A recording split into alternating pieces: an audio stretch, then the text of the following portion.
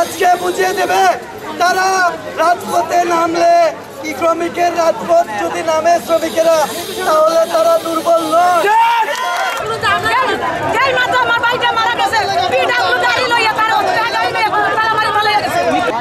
আমরা আউটসোর্সিং কর্মী হতে পারি, আমরা সাধারণ জনবল হতে পারি, এই জন্য যে এত নিষ্ঠুর এত নিকৃষ্টভাবে আপনারা দেখবেন তা আমরা মেনে নিতে পারবো না। আমরা এই রাষ্ট্রের নাগরিক, আমরা এই দেশের নাগরিক, আমরা আমাদের নাগরিকত্ব হিসেবে আমাদের প্রাধান্য আছে, আমাদের 5টি মৌলিক অধিকার আছে।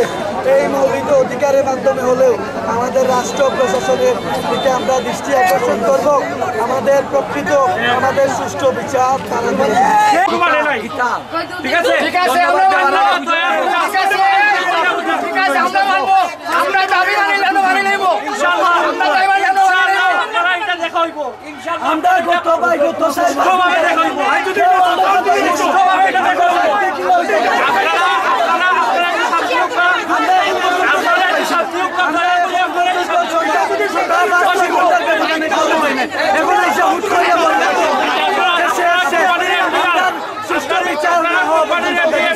আমরা ধারে করছি, গণপূর্ত বিভাগে গেছি, কেউ আমাদের বক্তব্য শুনে নাই, আমাদেরকে দেখে তালা মারে দিচ্ছে। এই হাসপাতাল কর্তৃপক্ষ শুনে নাই।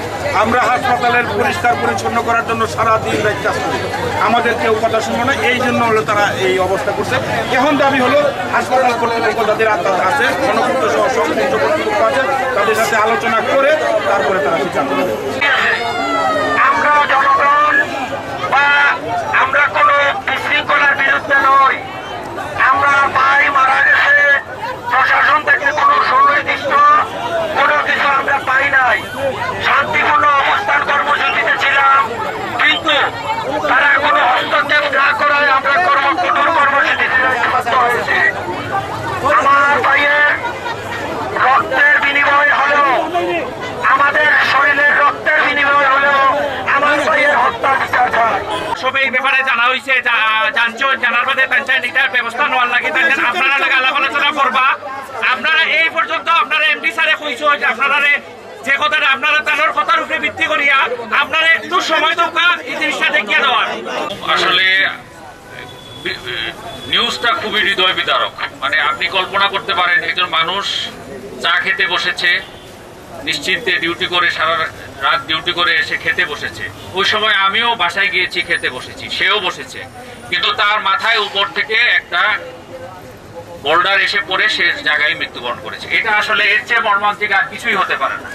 মানে ওই যে পরিবারকে দুঃখ প্রকাশ করার মতো ক্ষমতা এবং ভাষা আসলে আমাদের কারোই নাই। ভাই আপনারা কি বলেন, আছে? ওর পরিবারকে কে সান্ত্বনা দিতে পারবে? এরকম কেউ কি এখানে আছে? কেউ কি তার বাচ্চা যে আছে, সন্তান আছে, স্ত্রী আছে, মা আছে, তাকে কে ফিরে দিতে পারবে? পারবে না। আর এই যে মৃত্যুটা, এই মৃত্যুটা কি কারো কামনার মধ্যে ছিল? মানে কেউ কি ইচ্ছা করে চায় যে কেউ একজন মারা যাক? চায় না। কিন্তু প্রশ্ন হলো যে ওইখানে কলেজের ভিতরে, আমাদের এটা হাসপাতালের সীমার বাইরে, কিন্তু কলেজে একটা অনেক পুরানো স্থাপনা আছে, ওর নিচে একটা ক্যান্টিন, ওখানে একজন মানুষ বসেছে। তাহলে আমরা জানতে চাই যে এই জিনিসটা আসলে হওয়া উচিত হয় নাই। ওখানে দোকানটাও থাকা উচিত হয় নাই এবং ওই যে স্থাপনাটাও থাকা উচিত হয় নাই। তো আমি আপনাদেরকে আশ্বস্ত করতে চাই, আমাদের যে হাসপাতাল প্রশাসন, যদিও আমাদের স্টাফ, আমি মনে করি আউটসোর্সিং যে স্টাফ যে মারা গেছে সে আমারই ভাই, আমাদেরই ভাই, সবারই ভাই, এবং যদিও সে অস্থায়ী কর্মচারী, সে আমাদের স্টাফ হিসেবে আমি মনে করি, ওকে আমরা আলাদা কিছু মনে করি না। এবং তার এই মৃত্যুটা আমরা সম্পূর্ণরূপে আমরা তদন্ত করব এবং এই জন্য দোষী যদি কেউ থাকে সেই জন্য আমরা ব্যবস্থা গ্রহণ করব। আমাদের হাসপাতাল থেকে সকল সহযোগিতা আপনারা পাবেন। পরিচালক মহোদয় উনি আশেপাশে আছেন, প্রয়োজনে উনি শারীরিক অসুস্থ, ওনার চিকুনগুনিয়া হয়েছে, এই জন্য উনি আমাকে অনুরোধ করেছেন যাতে আমি আসি। তো আগামীকাল সকালে স্যার সরাসরি আপনাদের সাথে কথা বলবেন এবং যা যা লাগে সকল ব্যবস্থা উনি গ্রহণ করবেন ইনশাল্লাহ। এবং আমি এটুকু আপনাকে আশ্বস্ত করতে পারি যে আমরা আমাদের করণীয় যা যা আছে সবই আমরা ইনশাল্লাহ করব এবং তার যে পরিবারে যে আছে তাদের সাথে আমরা যোগাযোগ করব এবং তার যে যা কিছু করণীয় আমরা করব এবং ইনশাল্লাহ এই ধরনের ঘটনা আমরা চাই না। আমরা চাই যে ওই স্থাপনাটা অচিরেই ভেঙে ফেলা হোক। এটা কারা তৈরি করেছে এবং কারা মেনটেন করে এটা আসলে আমাদের হাসপাতালের সীমার বাইরে, কিন্তু আমাদের কর্মচারী তো আমাদের, ঠিক না? সে যেখানেই মারা যাক সেটা আমাদেরই কর্মচারী, সেই জন্য আমরা তার দায়িত্ব নিলাম এবং ইনশাল্লাহ আমরা যা করণীয় তা আমরা ইনশাল্লাহ করব। আজকে যে ঘটনাটা ঘটেছে মর্মান্তিক ঘটনা। হাসপাতালের ডেপুটি ডক্টর মহোদয় এখানে আছেন, ডক্টর মাহবুল হক, উনি আপনাদেরকে আশ্বস্ত করেছেন আগামীকাল সকালে হাসপাতালের পরিচালক মহোদয়ের সাথে ওনারা বসবেন। আপনাদের যারা নেতৃবৃন্দ আছেন, ওনার পরিবারের সদস্য যদি যেখানে কেউ থেকে থাকেন উনি সহ কালকে একটু বসে আমার মনে এটা সেটেল ডাউন করে ফেলেন, একটা ভালো সমাধান আমরা বুঝতে পারবো।